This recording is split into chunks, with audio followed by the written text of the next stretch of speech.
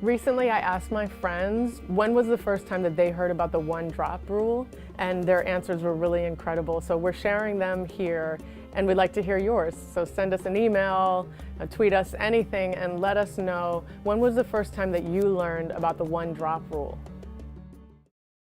I self-identify as mixed, but I am politically black. In our family, we never talked about race or the one drop rule, anything. And so basically I just intuited that there was a one drop rule because I was defined as black growing up as far as my experiences. My dearest friend growing up who called me contraband because he learned about the phrase he read something about slavery, and that a slave that was seeking freedom, if they were caught, it were considered contraband, and he thought that was funny.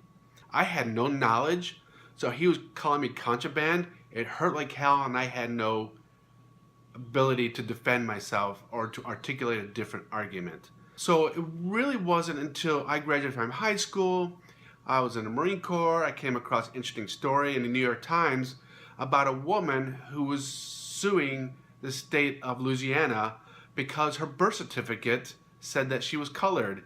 She was raised white, she self-identified as white. And she fought her case all the way up to the Supreme Court and lost because according to state law, in 1970, if you were just any trace of black, you were colored. To 1/32nd black, you were colored. And she had 3/32. They even went so far as to hire a genealogist, and that's when it was discovered that she had 3/32 black.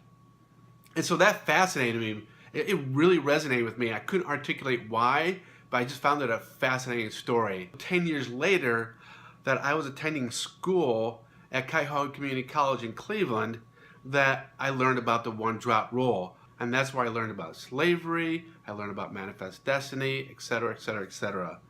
And I learned about the one drop rule.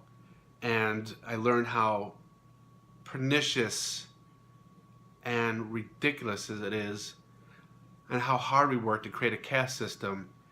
And what really saddened me was defining black as a negative, that if you had any part black in you, that was not a good thing.